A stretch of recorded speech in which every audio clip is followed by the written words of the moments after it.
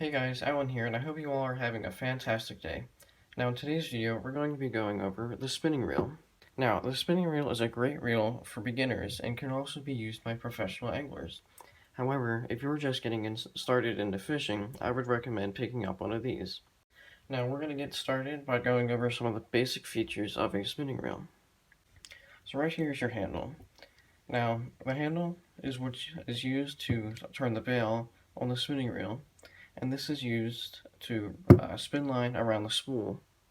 Now, what's unique about a handle on a spinning reel is that it can be changed from one side to the other simply by unscrewing this knob right here, then inserting the handle onto this side, then screwing in the knob right here. So it's very user-friendly, and you don't need to worry about if it's a right-handed reel or a left-handed reel, depending on what your dominant hand is. Now, to engage the reel, simply open the bail. Opening the bail allows line to come off freely from the spool.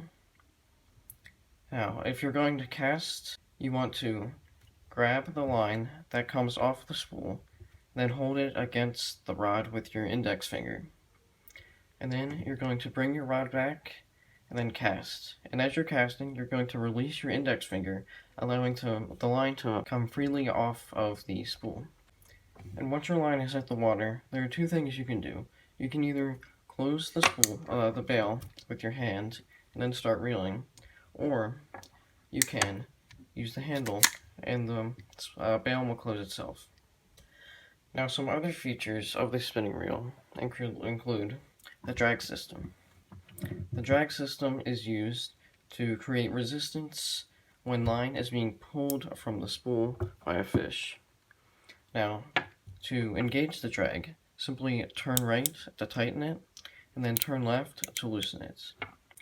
Now, you have to be careful when using drag, because too much drag could result in your line breaking, but too little drag could result in possibly being spooled by a fish. Now, turning the knob all the way to the left will cause it to come off. Now, this is how you are to clean your reel. So once the drag knob has been pulled off, set it aside, and then you can take the spool off. As you fish, you might get all sorts of grime stuck in your reel. Now that's perfectly fine because that's what happens when you go fishing, but it's actually very simple to clean. All you have to do is unscrew the drag and take the spool off. There, it gives you access to the inside of the spool, and where the line goes on the spool, the top, and then the gear system on the reel. Now, to put your reel back together, it's just as easy as taking it apart. Simply reattach the drag knob, then twist back to the right. Now, right here, this piece is what attaches to your fishing rod. Now, on your fishing rod, there's a bit called a reel seat. The reel seat is where your reel attaches to your rod. So now, some spinning reels will actually have a certain feature where there will be a switch right here. Now, depending on which way the switch is engaged, you can, one, turn the handle to retrieve line, or turn it the opposite way to release line. Now, when releasing line, you do have to be careful because when line becomes too loose around your spool, it can result in loops and bird's nests, which are not fun to untangle. Now, some other small features on the spinning reel include this piece right here. So this piece is used if you have line spooled on your reel, but don't have it attached to your rod, or don't have any lures attached to it. You simply can use your fingernail and grab your line and then stick it underneath, and then it's secured. Now that we've gone over the basic components of a spinning reel, we're going to go over what the spinning reel is good at doing. Now, the spinning reel is great for beginner anglers because of its simplicity. However, when competing against the baitcaster reel, which I will do a video on later, it falls a little short, but it does shine in its own way. One thing that the spinning reel is good at is finesse fishing. Spinning reels are usually equipped with lighter lines, so for bass fishing, probably around 10 to 15-pound line. Now, finesse fishing is all about making your baits look as realistic as possible when targeting finicky fish. So, because of the spinning reel being able to hold lighter line, your line is able to become more hidden in the water. And spinning rods are usually a little lighter than bait casting rods. Another thing that spinning reels are good at is saltwater fishing. So bait casters usually are not built to be as big as spinning reels. Spinning reels can range from being able to easily fit inside your palm to having to be grasped by almost 2 hands. So because of this, spinning reels can be used for saltwater fishing.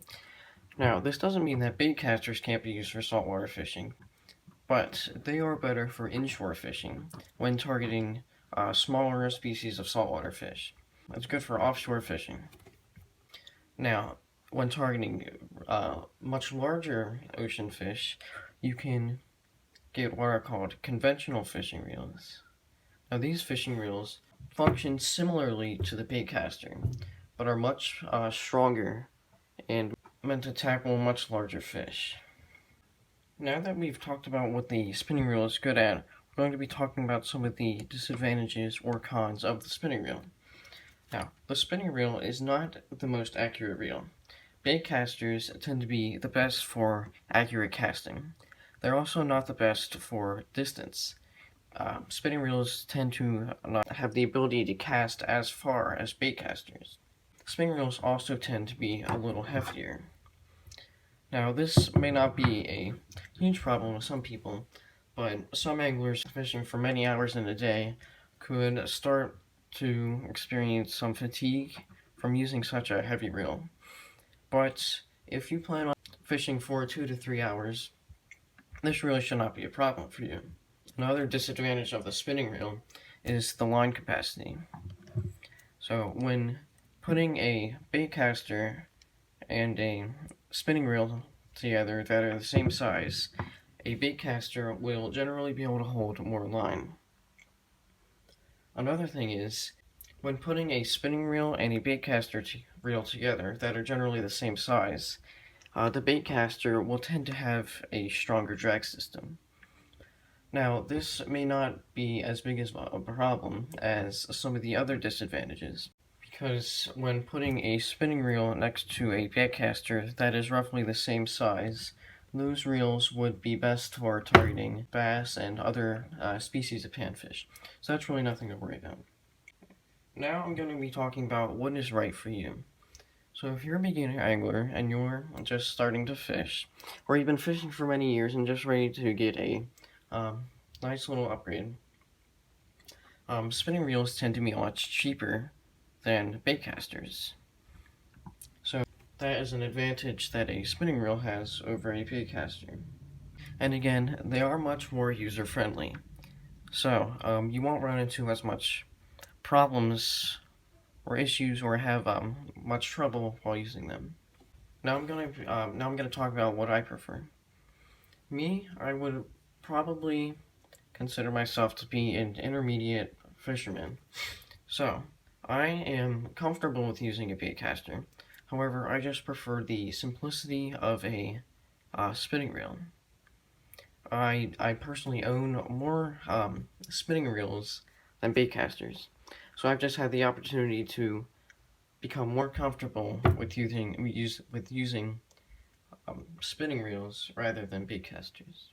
I really hope that this video helped you out and you'll be able to find the reel that's right for you. Now, if you enjoyed this video, please leave a thumbs up and consider subscribing. And thank you and have a great day.